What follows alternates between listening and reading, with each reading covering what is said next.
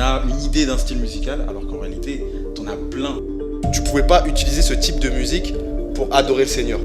Partons du principe qu'elle te donne 100K. Tu ne remplis pas ce projet musical-là, la maison de disques va te demander de rentabiliser ces 100K.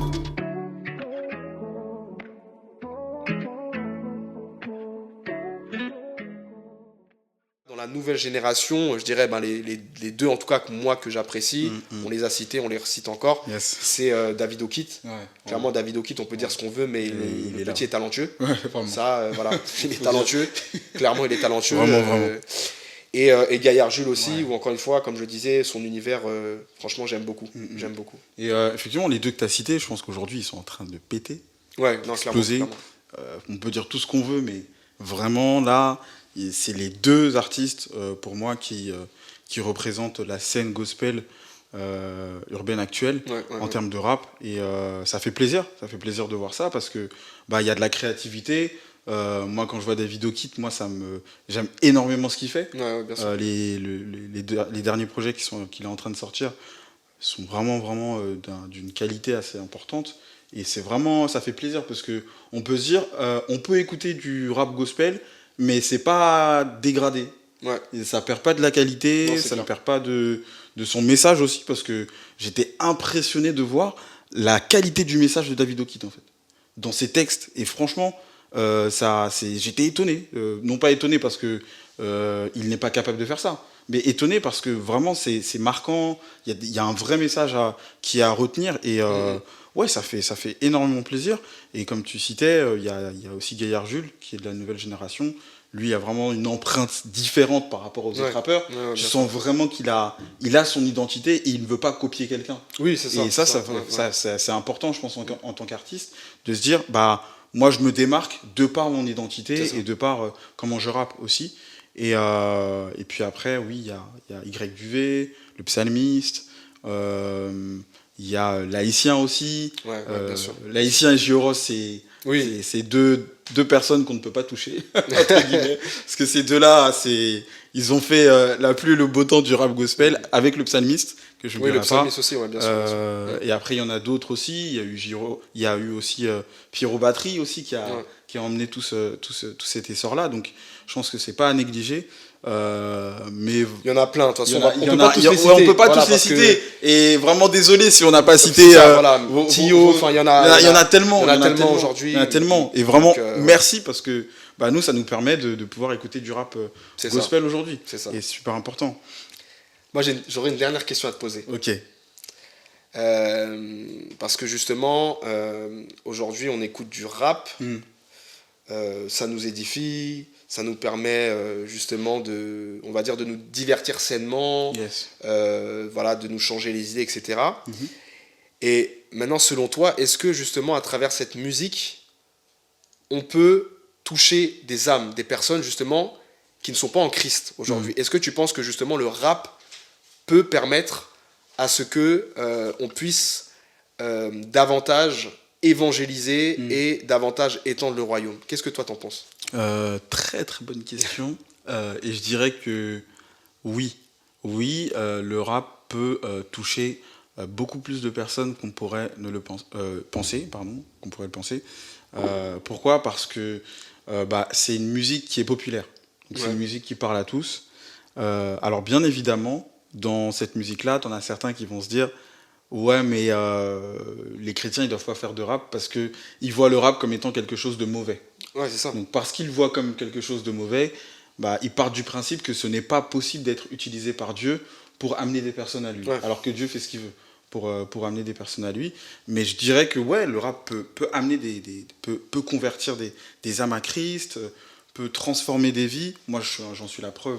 J'en suis le témoignage vivant. Okay. Parce que moi, c'est au travers d'un son rap que vraiment j'ai compris la grâce de Dieu. Donc, je sais que le rap est un moyen qui permet de ramener des personnes à Christ et vraiment d'étendre le royaume. Comment?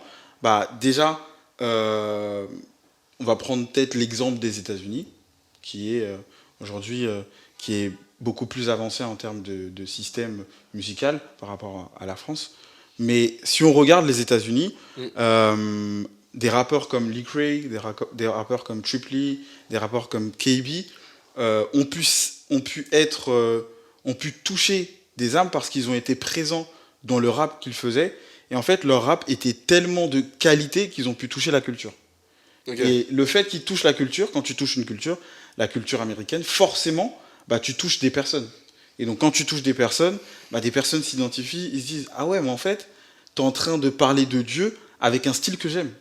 Okay. Tu vois ? Et donc, quand t'écoutes depuis longtemps, je sais pas, du Tupac, du B.I.G., quand t'écoutes du 50 ou autre pendant des années et que t'entends cette même sonorité-là et t'entends un message de Christ peut te sauver, forcément ça te parle, tu vois. Okay. Tu dis, mais en fait, il est en train de parler le même langage que moi, en fait. Okay. Tu vois. Et donc, forcément, tu peux amener plus de personnes à Christ au travers d'un langage que seul le rap peut avoir. Et je pense que aujourd'hui, le rap, il peut sauver beaucoup plus de personnes, et on s'en rend pas compte. Ça peut atteindre des endroits que même nous, on pourrait pas atteindre. Moi, je me rappelle de l'album qui est sorti. Après, on pourra dire ce qu'on veut. Moi, le but, c'est pas de rentrer dans le débat. Mais Kanye West, quand il a sorti Jesus is King, des personnes ont entendu parler de Christ. Ouais. Et au travers de ça, des personnes sont venues à Christ, en fait, même. Donc, aujourd'hui, je pense que le rap, c'est un moyen qui permet à ce que beaucoup plus de personnes puissent entendre parler de Dieu d'une manière non conventionnelle. Oui, c'est vrai. Vraiment. Ouais. Et comme la musique, c'est l'art qui est le plus écouté, tout le monde écoute de la musique. Donc forcément, si tu écoutes du rap et qu'on entend parler de Dieu, ça va te toucher, ça va t'interpeller, ça va t'impacter et ça va t'amener à te repentir. Donc je crois vraiment que le rap peut être un moyen d'amener des personnes à Christ, totalement. Ouais. Et je pense que c'est super important. Mais du coup, toi, ton avis par rapport à ça, qu'est-ce que tu en penses du coup ? Alors effectivement, moi ma conviction personnelle, c'est que chacun a un appel. Ouais. Chacun a un appel. C'est-à-dire que... Pourquoi je dis ça ? Parce que y a des personnes qui peuvent se dire Giggs il fait du rap, un tel fait du rap, moi aussi je vais faire du rap, par imitation. Ouais. C'est dangereux. Sauf que si c'est pas ton appel, tu peux vite te perdre. Ouais, totalement. Voilà. Donc moi je pense que déjà chacun doit connaître son appel, chacun doit comprendre son appel. Ça me fait rappeler justement l'interview de Boom. Oui. Donc de Boom dans La Messe Créative, énorme. Avec Seb Korn, où il expliquait tout ça. Il expliquait qu'effectivement, parce que lui il a un appel particulier. Ouais, très particulier. Voilà, il a un appel particulier. Que peu comprendraient d'ailleurs. Exactement. Voilà, parce que donc lui il collabore avec le monde séculier, pas qu'un peu, il est dedans. Il est dedans, Voilà, il est dedans. Et donc lui il avait expliqué dans ce podcast justement, il disait que effectivement je comprends qu'on ne me comprenne pas parce que c'est pas leur appel. Bien sûr. Voilà, donc moi personnellement c'est sûr que ce qu'il fait, j'ai pas reçu cet appel. Bien sûr. Donc je vais pas venir m'aventurer dans des choses où on m'a pas appelé, tout simplement. Ouais. Donc pour revenir au rap, si un chrétien me dit écoute, moi j'ai été appelé à toucher le monde à travers ma musique rap, gloire à Dieu. Ouais. Voilà, c'est son appel. Yes. Voilà. Il y a d'autres personnes, ils vont être missionnaires. Okay. Il y a d'autres personnes, ils vont œuvrer dans une église locale et ils vont pas bouger de leur église locale. Voilà, donc chacun a son appel finalement. Totalement. Donc moi je pense qu'effectivement, si une personne, tant qu'une personne en fait est dans son appel, forcément le Seigneur va l'utiliser. Amen. Pour justement toucher les âmes. Et je pense qu'effectivement, pour nous encourager toutes et tous, c'est effectivement que chacun en fait soit dans son appel. Si tu es convaincu que ton appel c'est le rap et qu'à travers le rap tu peux toucher, vas-y. Ouais. Par contre, si vraiment c'est juste que tu veux faire du rap pour faire du rap, là, personnellement, je dirais, voilà, sois sûr qu'effectivement c'est là où tu es appelé.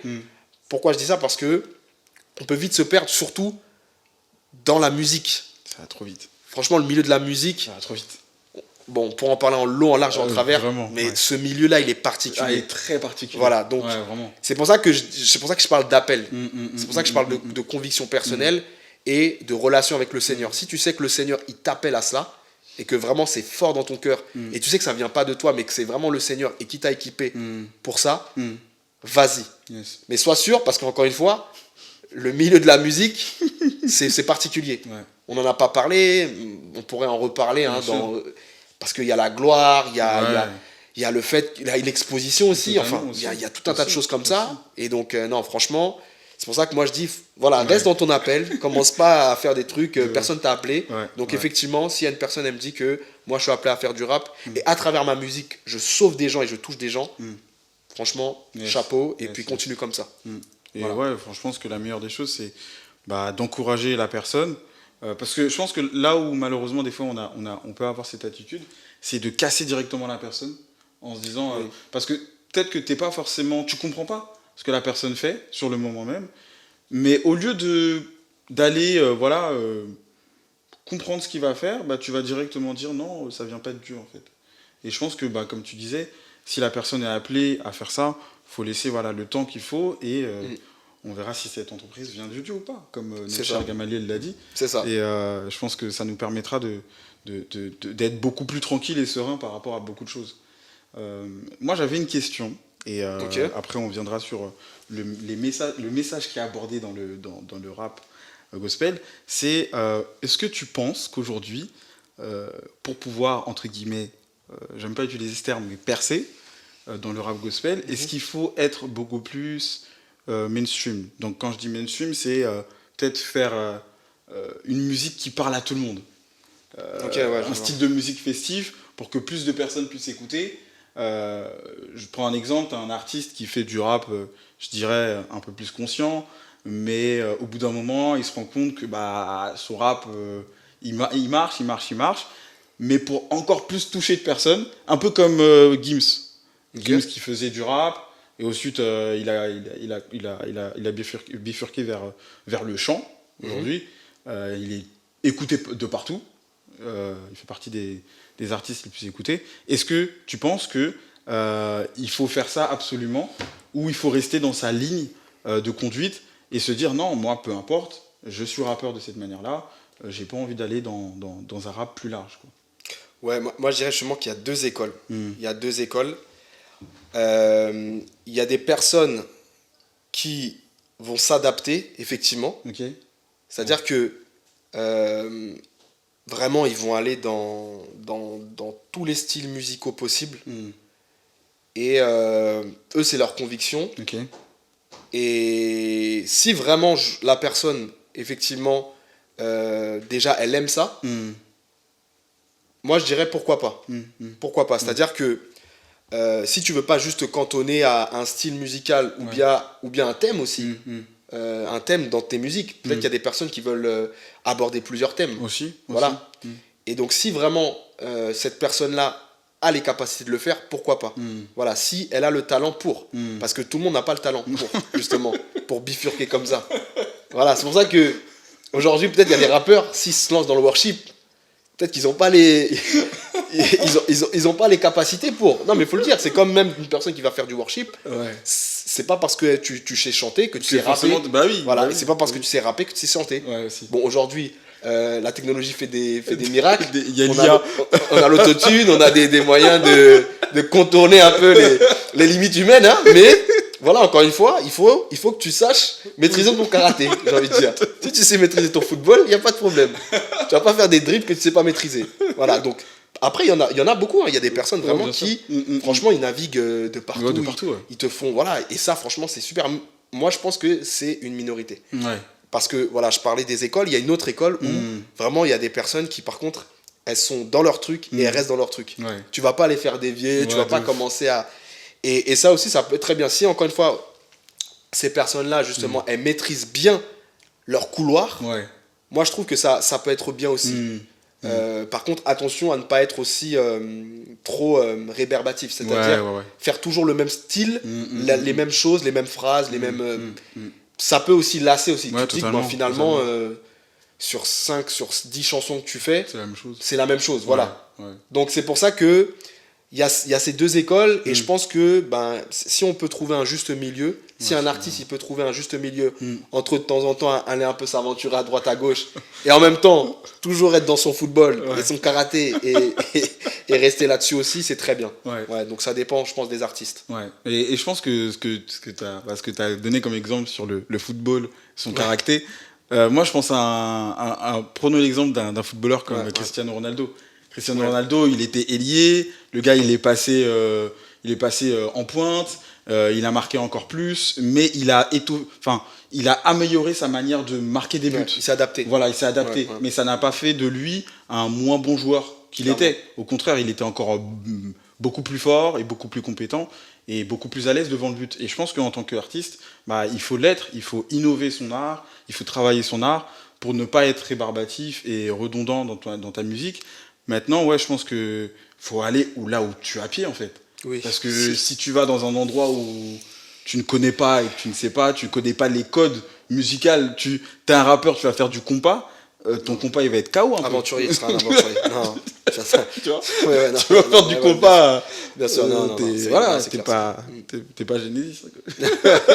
Donc, mâcher prêcher, non, c'est clair, c'est clair. Donc voilà, je pense que c'est important de savoir où tu vas, de connaître ton univers et là où tu es à pied, parce que malheureusement, on peut se perdre facilement et la musique c'est vaste et en même temps très complexe.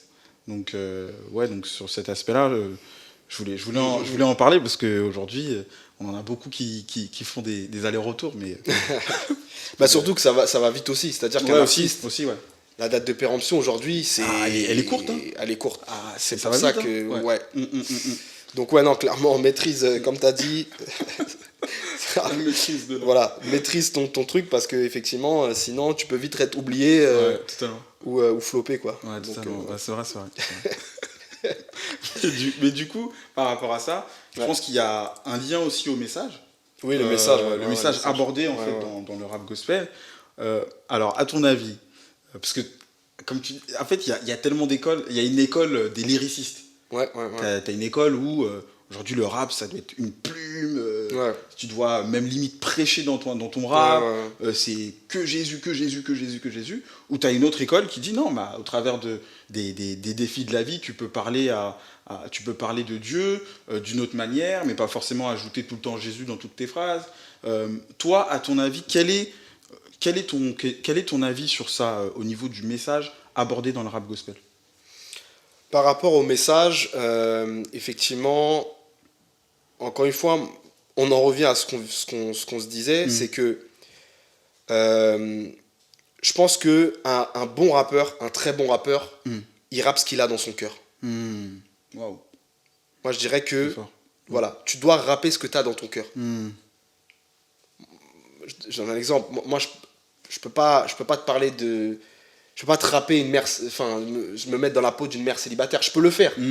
Sauf que je l'ai pas vécu. Ouais, c'est différent. C'est différent. C'est différent. Donc, faut rapper ce que tu as dans ton cœur. Et donc, moi, je dirais que par rapport au message, si vraiment tu sens dans ton cœur que, effectivement, tu dois prêcher dans ton rap, vraiment, mais du vrai prêche, et que c'est ta plume, et que c'est vraiment ce que tu as dans ton cœur, vas-y. Si tu penses que effectivement tu peux parler un peu des difficultés de la vie, tu peux parler des thèmes sérieux, voilà, de la guerre, de tout un tas de thèmes qui te tiennent à cœur, vas-y aussi. Je reprends l'exemple de Be Right, dans son dernier album, 633, mais il aborde tellement de sujets. Il aborde les rics. Franchement, il aborde les rics, alors que, bon, on peut se dire que c'est pas forcément des thèmes qu'on aborde dans les églises, généralement. On n'aborde pas forcément ces thèmes-là. Il a parlé des rics. Il a un chant où il parle des femmes. Isha. Franchement, enfin bref, moi là, il me donne des frissons, ce son. Il me donne des frissons, il parle du retour de Jésus-Christ. Donc là, il te prêche, il te montre qu'effectivement, c'est sérieux. En même temps, il a des sons où il se confie aussi. Ça, c'est son cœur. Ça, tu peux pas jouer la comédie. Clairement. Donc, voilà, donc effectivement, je pense que les meilleurs rappeurs sont les rappeurs qui rappent avec leur cœur. Parce que je pense que, après, je suis pas dans le cœur des uns et des autres. Voilà, je ne sonde pas les cœurs et les reins, n'est-ce pas? En tout cas, je pense qu'il y a des rappeurs, notamment dans le milieu séculier, en fait, ça devient un travail, en fait. Comme ils sont signés, bien sûr, ils doivent... c'est du commercial. Ils doivent faire du commerce, c'est ça. Bien sûr. Et ça perd peut-être de l'authenticité. Parce que c'est vrai qu'il y a une certaine époque, on pouvait se dire que, en tout cas, l'impression que ça donnait, c'est que les rappeurs, ils étaient authentiques. Ouais, vraiment. Voilà. Et là, aujourd'hui... Voilà, tu te dis, bon, faut que je fasse des sons, faut que je fasse. Parce que sinon, je vais me faire oublier, etc. Donc, je sors des sons, des singles, hein, la fast-food musique, hein, pas le label. Pas le label, hein, pas voilà, le label. mais le fait de toujours devoir sortir des sons, des sons. Sauf qu'en termes de qualité, qualitativement parlant, oui, tu perds un petit peu. Ouais, totalement. Voilà, donc. Il y a ce côté, moi je dirais, il y a ce côté cœur en fait. Et pour moi, les vrais rappeurs, c'est les rappeurs qui rappent ce qu'ils ont dans leur trip et dans leur cœur. Ouais. Ok. Ouais, donc t'es pas en fait forcément cantonné. Toi, tu te dis pas qu'il y a un style de message qui est approprié, mais c'est vraiment selon le cœur du rappeur et ce qu'il rappe qui va toucher. Parce que ce qui se passe aussi, c'est que après, les auditeurs, t'en as qui vont dire ouais, mais ce rap-là, il est pas vrai. Ce rap-là, il n'est pas authentique. Parce que, pour moi, j'attendais à ce que tel ou tel rappeur fasse comme Be Right. Tu vois, parce qu'aujourd'hui, Be Right, c'est un peu la référence. Tu vois, c'est un peu la référence, la manière dont il rappe, la manière dont il pose ses textes. On sait que c'est parlant. Mais malheureusement, enfin, c'est pas que c'est malheureusement, mais certains vont se dire, si t'es pas comme Be Right, c'est pas du vrai rap en fait. C'est pas du vrai rap gospel. Et donc du coup, je pense que c'est important de comprendre qu'il y a une diversité de messages. Tu vois, c'est ça. Dans la manière dont tu rappes, il y a une diversité de messages. C'est pas parce qu'il a pas prêché comme Be Right que forcément son rap est mauvais et qu'il ne peut pas toucher une personne. T'as une personne, et il y a aussi, par exemple, il y a pas longtemps, Young Victo qui a sorti un projet. SO Victo, SO Victo, il a sorti Drillogy, et dans un de ses sons, avec je pense Guénolé, il parlait en fait de la santé mentale. Tu vois, et donc ça, je pense que c'est super important de parler de ça. Clairement. Mais il va pas le parler comme un Be Right, mais il va le parler à sa manière. Et c'est là où je pense que c'est important de comprendre qu'il y a diversité de messages, mais toujours le même message qui est Christ, quoi. Non, mais ça, de toute façon, encore une fois, on peut pas. Enfin, tout le monde ne peut pas être Be Right. Tout le monde ne peut pas être David Oki. Tout le monde ne peut pas être. En fait, voilà, chacun est comme il est, à ses qualités, à sa façon de rapper, à son message. Du moment que le Seigneur est glorifié, moi j'ai envie de dire, voilà, c'est le plus important, et que des personnes soient touchées à travers cette musique. C'est sûr que voilà, si tu veux singer quelqu'un parce que tu te dis que c'est une référence, c'est compliqué. Donc encore une fois, c'est pour ça que moi je parle du cœur, parce que tout sort du cœur finalement. Donc c'est pour ça qu'une personne, elle doit, enfin moi d'après moi, elle doit pas se dire faut absolument que je fasse comme Be Right, faut absolument que je fasse comme un tel ou un tel. Non, fais comme ce que toi tu es en fait. Rappe ce que tu es en fait. Rappe ce que tu vis, rappe ce qui te touche. Et puis je pense que tu trouveras des auditeurs et tu trouveras effectivement un public. Une audience totalement. C'est ça. Et à ton avis, est-ce que dans les messages abordés aujourd'hui, est-ce que tu trouves que c'est répétitif ou c'est diversifié dans les rappeurs actuels? Est-ce que tu penses qu'on répète peut-être tout le temps la même chose, peut-être Dieu m'a guéri, j'ai été libéré du péché, j'étais dans le hood, j'étais dans le Banks, maintenant je suis sorti. Enfin, est-ce que tu penses que c'est diversifié ou on parle très souvent de la même chose? Je dirais que ça dépend des rappeurs. Ok. Il y a des rappeurs qui arrivent à diversifier leur message, à prêcher, plutôt rapper de nouvelles choses. Tandis qu'il y a peut-être des rappeurs qui sont à peu près dans les mêmes thématiques. Voilà. Après, je dirais que il n'y a pas que le message finalement. Il y a aussi le flow que tu mets derrière. Aussi. Voilà. C'est-à-dire que tu peux dire les mêmes choses à peu près les mêmes choses dans deux sons, sauf que peut-être que le flow ne sera pas pareil. C'est vrai. Et donc, pour moi, dans le rap aussi, on l'écoute pas uniquement pour le message, pas uniquement pour le flow, c'est un peu de tout. En fait. De tout. Et il y a des sons qu'on va aimer plus pour le flow, plus pour la façon dont la personne pose, l'ambiance, plutôt que le message. Franchement, faut le dire. Des fois, il y a des sons, des fois, le message, ne me radez pas crête. Franchement, il y a des messages où... Bon. Il est simple. C'est simple, voilà, exactement, c'est ce que je voulais dire. C'est simple. En fait, c'est pas quelque chose d'extra élaboré. Par contre, c'est efficace. Yes, très efficace. Voilà, c'est simple, mais c'est des hits. Voilà, les hits généralement, c'est simple mais efficace. Yes. Voilà. Par contre, il y a d'autres sons où ce sera pas extraordinairement élaboré en termes de flow, etc. Par contre, le message, Terrible. Ça te Terrible. renverse. Terrible. Donc, ça dépend. Franchement, moi, je dirais que, encore une fois, tant que tu fais ce que tu sais faire, tu le fais bien, le message, il va passer. Yes. Ou bien le flow, comment tu poses. Voilà, on n'a pas parlé aussi, mais les instruments aussi. Aussi, derrière. les instruments, oui. Les instruments. Ouais, bah Forcément, oui. les instruments, ce que tu vas mettre, voilà, c'est ça. Ça joue forcément. Bien sûr. Et donc, tant qu'une personne essaie justement aussi nous emmener quelque part aussi par la musique, la musicalité, par les instruments utilisés dans les sons, ça aussi, ça joue beaucoup pour moi. Bien sûr. Et je pense que c'est important parce que l'univers d'un artiste se reflète à la fois dans les instruments qu'il va choisir, dans la manière dont il va poser et dans la manière aussi du message qu'il va apporter. Parce qu'aujourd'hui, on prend l'exemple d'un David O'Keefe, on connaît son univers. On sait le style de prod qu'il va utiliser, comment il va poser, comment il va rapper, le message qu'il va rapper. Donc tout ça, c'est important et ça en revient aussi à le fait d'être authentique par rapport à qui tu es. Parce que de copier un artiste, finalement, ça revient à dénigrer en fait l'authenticité que Dieu t'a donnée.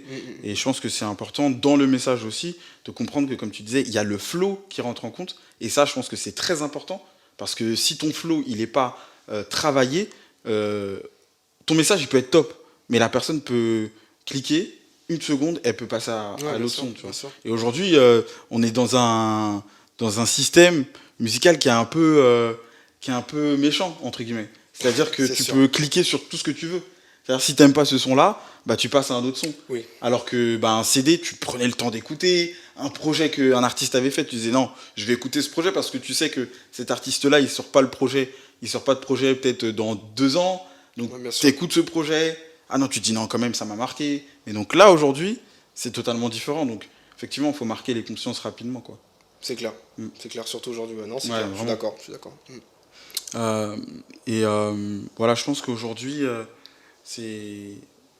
on est arrivé, entre guillemets, au bout de ce qu'on voulait en termes de sujet, au niveau de l'état actuel du rap gospel en France. Yes. En tout cas, moi, je tenais à te remercier d'être venu. Merci à toi. Je te remercie parce que je pense que ce sujet-là, c'est un sujet super important. Ça permet à ce que beaucoup de personnes puissent se rendre compte que y a des rappeurs, des artistes qui s'investissent dans ce style de musique. C'est pas juste ils sortent un son parce qu'ils en ont envie, mais parce qu'ils sont investis, ils sont appelés et ils veulent toucher les personnes pour venir à Christ. Donc vraiment, encore une fois, merci.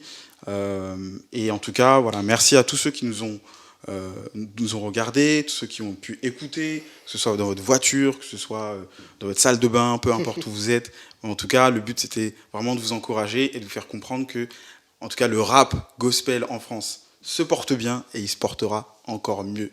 Peace, à la prochaine.